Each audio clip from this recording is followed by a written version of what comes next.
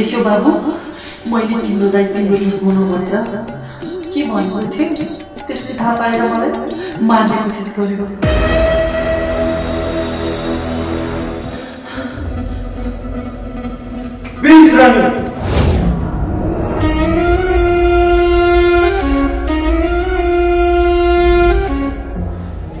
छिपारमा जस्तो रङ नबदल त यहाँ किन र के को लागि आएको थिइस् मलाई राम्रोसँग थाहा छ।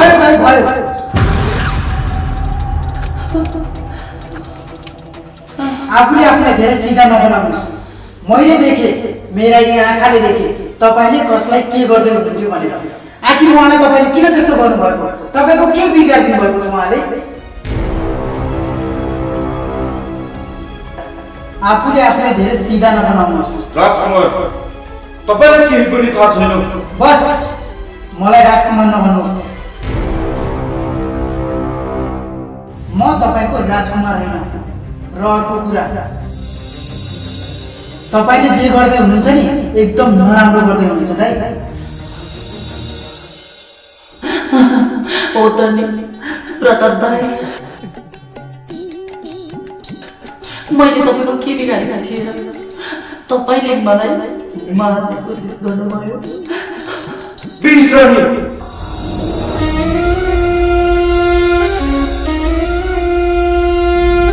मुखमा राम बगलीमा छुरा हान्ने काम नगर।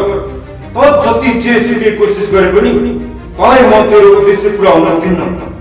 भयो दाइ भयो, उद्देश्य त तपाईको प्राप्त हुने छैन र तपाईले पाउनु हुने छैन।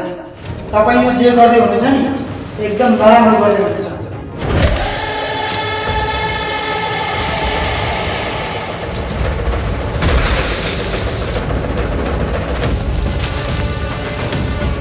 हिँड्नुस् दिदी, जाउँ।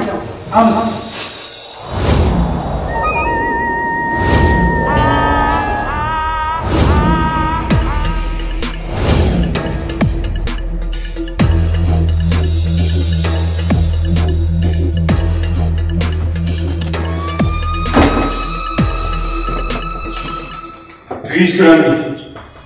त राजकुमारलाई मेरो विरुद्धमा भड्कायो। जे गर्दैछस् नि त्यो कुनै पनि हालतमा राम्रो छैन। राजकुमारलाई तैँले बसमा गरेर राजकुमारको नाक मैले लिन्छु भनेर सोचेकी होइस्। तर एउटा कुरा बिस्रानी, त आफ्नो खाल्डो आफैले खन्दैछस् र त्यही खाल्डोमा एक दिन नराम्रोसँग फस्ने छिस्।